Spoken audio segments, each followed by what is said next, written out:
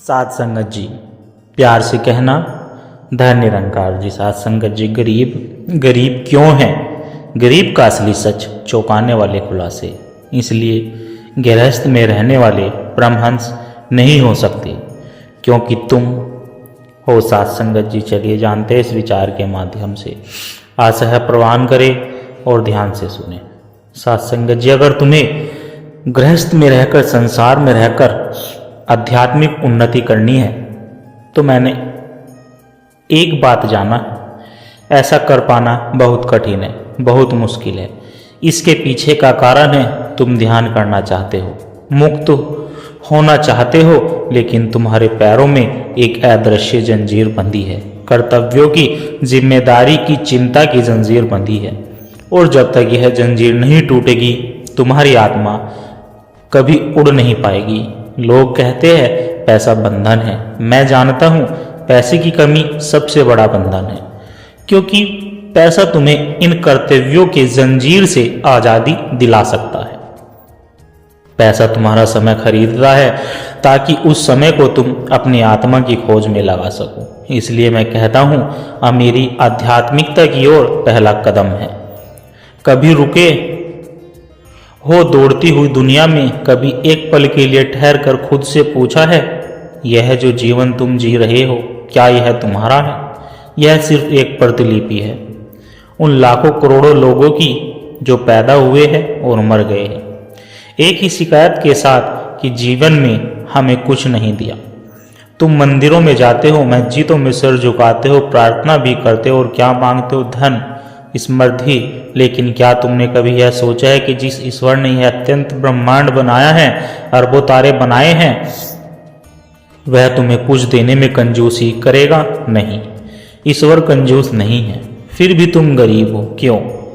तुम मानते हो मेरी किस्मत खराब है। यह सबसे बड़ा झूठ है जो मनुष्य ने खुद से बोला है। किस्मत कोई ऊपर बैठा हुआ लेखा जोखा नहीं है।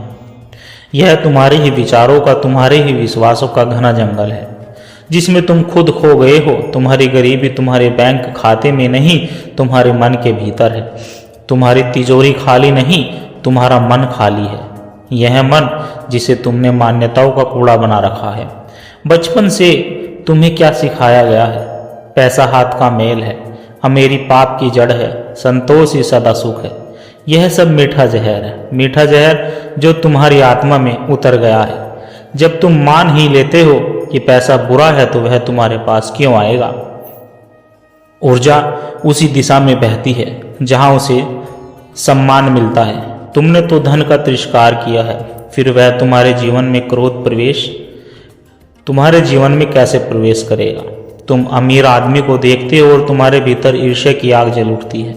ईर्ष्या ही तुम कहते हो उसने जरूर किसी को लूटा होगा, बेईमानी की होगी, यह कहकर तुम खुद को सांत्वना देते हो। तुम अपनी अकर्मण्यता को, अपने आलस्य को ईमानदारी का चोला पहना देते हो। तुम यह स्वीकार नहीं करना चाहते कि वह आदमी जोखिम ले रहा है। जब तुम सुरक्षित कोनों में छुपे हुए थे वह रात भर जाग कर काम कर रहा था। जब तुम सपनों की दुनिया में खोए हुए थे उसने असफलता का स्वाद चखा, अपमान सहा लेकिन रुका नहीं। और तुम एक छोटी सी ठोकर से डर कर बैठ गए। गरीबी कोई अभिश्राप नहीं है, यह एक चुनाव है, तुम्हारा चुनाव है। हर दिन हर पल का तुम गरीबी को ही चुनते हो। जब तुम नया काम शुरू करने से डरते हो तो तुम गरीबी को चुनते हो। जब तुम कहते हो यह मेरे बस में नहीं तो तुम गरीबी को चुनते हो। जब तुम अपनी असफलताओं के लिए दूसरों को दोष देते हो, सरकार को, समाज को, परिवार को, तो तुम गरीबी को मजबूत करते हो। दूसरा सबसे बड़ा कारण क्या है? तुम्हारा डर। तुम सुरक्षित रहना चाहते हो। तुम्हारी छोटी सी नौकरी, तुम्हारा छोटा सा घर, तुम इसी में बंधे रहना चाहते हो। तुम उस तोते की तरह जो पिंजरे का दरवाजा तो खुला है लेकिन वह उड़ता नहीं, क्योंकि उसे खुले आसमान से डर लगता है। उसे पिंजरे की गुलामी में सुरक्षा महसूस होती है। जोखिम लेने से डरते हो। क्यों? तुम्हें हारने का डर है। लेकिन क्या तुमने कभी सोचा है जो कुछ कर ही नहीं रहा वह तो पहले से ही हारा हुआ है? अमीर आदमी हर समस्या में एक अवसर देखता है और वह गरीब आदमी हर अवसर में एक समस्या देखता है। यही सोच का फर्क है।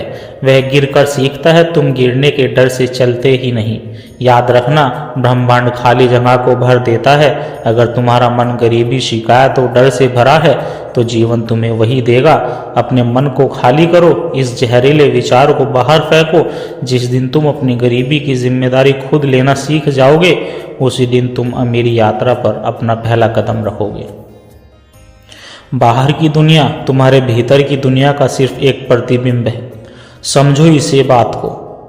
अपनी आत्मा को स्मृत करो, अपने मन को बड़ा करो, फिर बाहर की स्मृति तुम्हारे दरवाजे पर दस्तखत देगी और दस्तखत देने के लिए मजबूर हो जाएगी। तुम कहते हो मैं आध्यात्मिक हूँ, मुझे धन से क्या लेना देना। यही वह धोखा है जिसने सदियों से तथाकथित धार्मिक लोग फंसे रहे हैं। उन्होंने तुम्हें सिखाया कि गरीबी महान है, ये त्याग में ही परमात्मा है। उन्होंने धन को शैतान और गरीबी को भगवान बना दिया और इस झूठ ने तुम्हें तुम्हारी सबसे बड़ी संभावना छीन ली। अब तुम बताओ, भूखे पेट क्या तुम ध्यान कर सकते हो? जब तुम्हारा बच्चा बीमार हो और तुम्हारी जेब खाली हो, तब क्या तुम शांति से बैठ पाओगे? जब सर पर छत ना हो, कल के भोजन की चिंता हो, तब क्या तुम्हारा मन प्रार्थना में लग पाएगा? तुम्हारा मन तो संघर्ष में उलझा रहेगा, पेट की आग में जलता रहेगा। और इन कर्तव्यों को, इन समझदारियों को पूरे किए बिना तुम इससे भाग भी नहीं सकते परमात्मा की तरफ। यही वह जंजीर है जो तुम्हें परमात्मा की तरफ बढ़ने नहीं देती और इस अवस्था में तुम्हारी प्रार्थना भी मांग बन जाती है। तुम मुक्ति नहीं मांगते, तुम जरूरतें मांगते हो, और जब यह जरूरतें पूरी ना हो तब तक असली मांग पैदा नहीं हो सकती।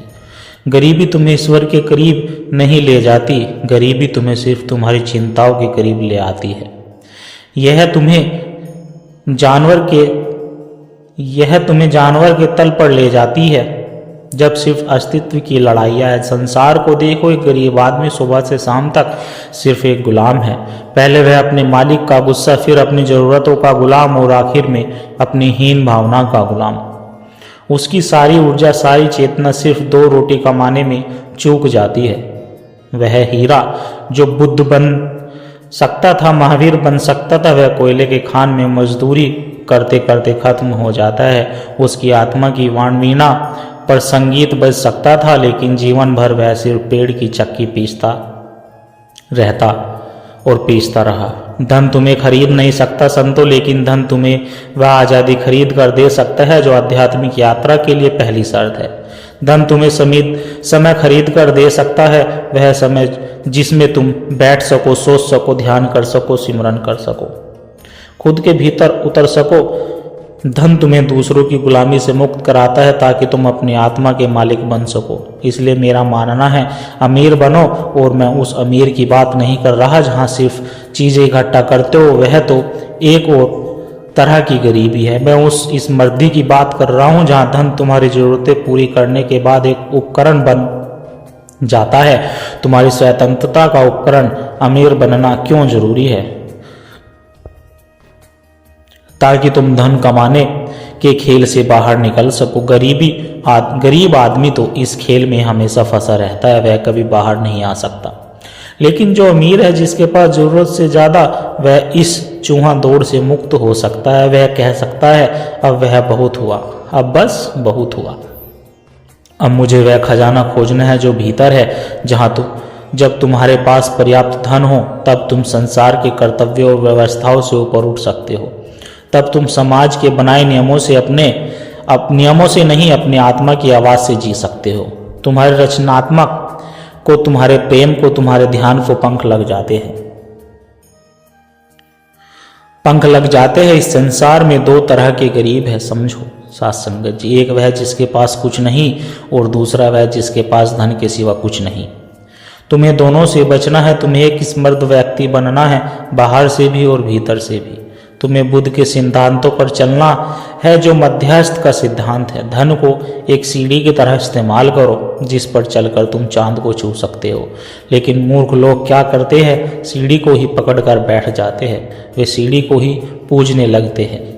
धन साधन है, संतो साध्य नहीं। तुम्हारी मंजिल परमात्मा है, मुक्ति है, आनंद है। धन उस मंजिल तक पहुंचने के लिए सिर्फ एक वाहन है और वाहन का होना बहुत जरूरी है, वरना यात्रा पैदल होगी, बहुत लंबी होगी और शायद तुम कभी पहुंच ही नहीं पाओगे।